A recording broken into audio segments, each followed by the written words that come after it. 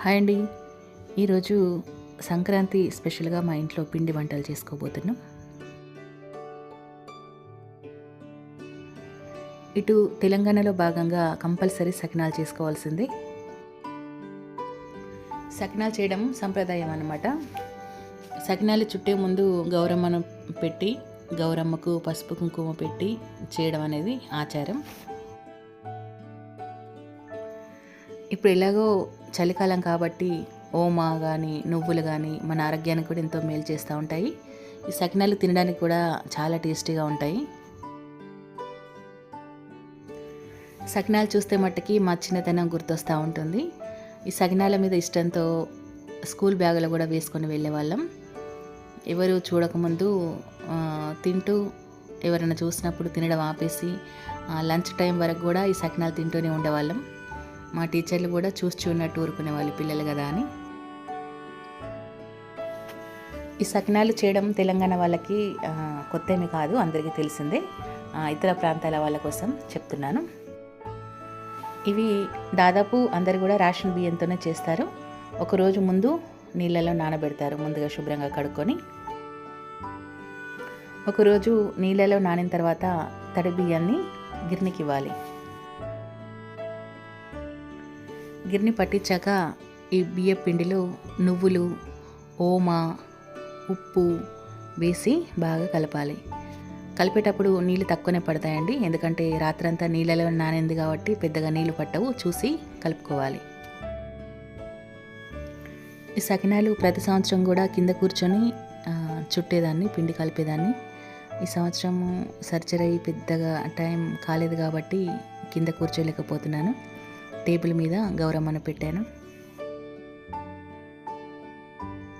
కొన్ని సకినాలు మట్టుకి నేను చుట్టాను, మిగతావి మా పిల్లలే చుట్టారు. ఈ సకినాలు చుట్టడం అంటే కూడా నాకు స్పెషల్ ఇంట్రెస్ట్ అండి. చిన్నప్పటి నుండి కూడా నాకు సకినాలు చేయడం అంటే ఇష్టం, చేసేదాన్ని.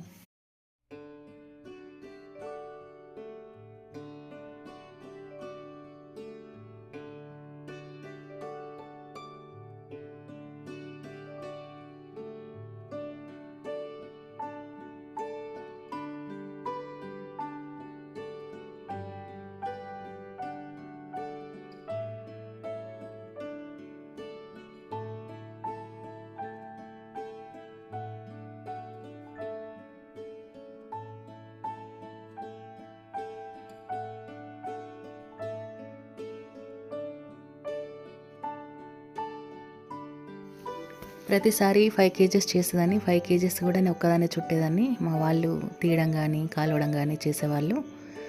ఈసారి మట్టుకి మా పిల్లలు లావుగా చేశారు.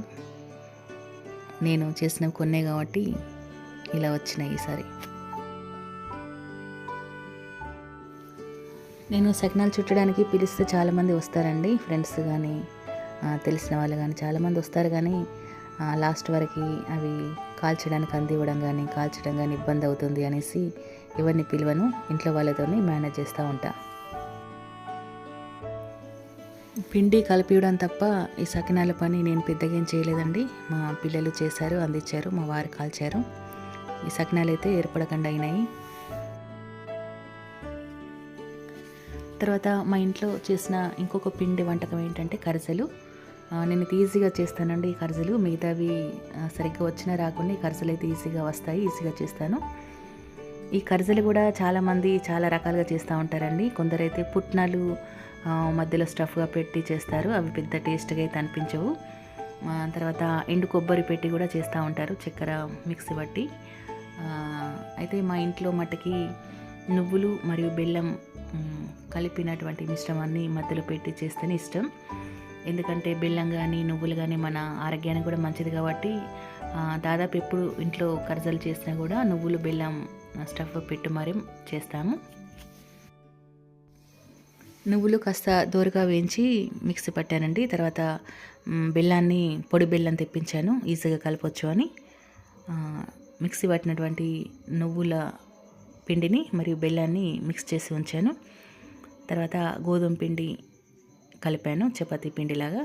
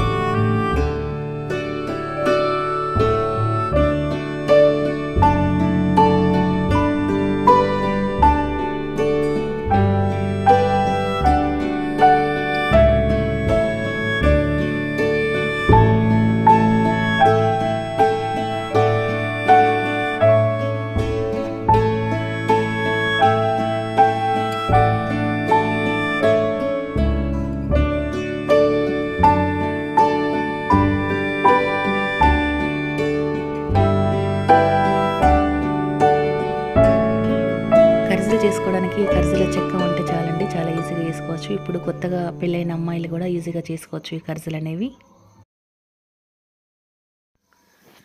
ఈ కర్జలు ఒక 10 నుండి 15 వరకు నేను చేసి కాల్చి దేవుని రూమ్లో పెట్టానండి. దేవి దేవతలకు ప్రసాదంగా పెట్టవచ్చు అని. మిగతా కర్జలన్నీ మా పిల్లలే చేశారండి. పాప పూరి చేస్తే బాబేమో ప్రెస్ చేశాడు, నేనేమో కాల్చాను. ఈ కర్జలు చేయడం కూడా ఈజీగానే అయింది. తర్వాత కారపూస కోసం కలుపుతున్నానండి. ప్యూర్ శనగపిండి తీసుకున్నాను. కొంచెం శనగపప్పులో చాలా బియ్యం కలిపి చేస్తారు, అట్లా పెద్దగా టేస్ట్ ఉండవండి.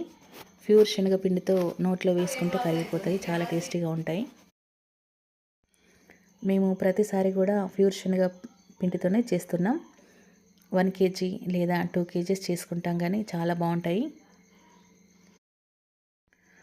ఈ కారపూస కోసము పొద్దుటే ఎల్లిపాయలు ఒలిచి ఎల్లిపాయ జీలకర్ర కలిపి మిక్సీ పట్టుకొనేసి వడగట్టుకొని పక్కన ఉంచాను.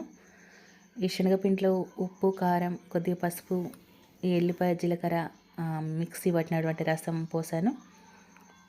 కొన్ని వాయిలు వేసానండి నేను. కొన్ని కారపూసలు వేసేసరికి నా చేతులు నొప్పి పెట్టినాయి. మిగతా పిండి అంతా కూడా మా వారికి అప్పగించాను, తనే కాల్చారు మిగతా అన్నీ కూడా.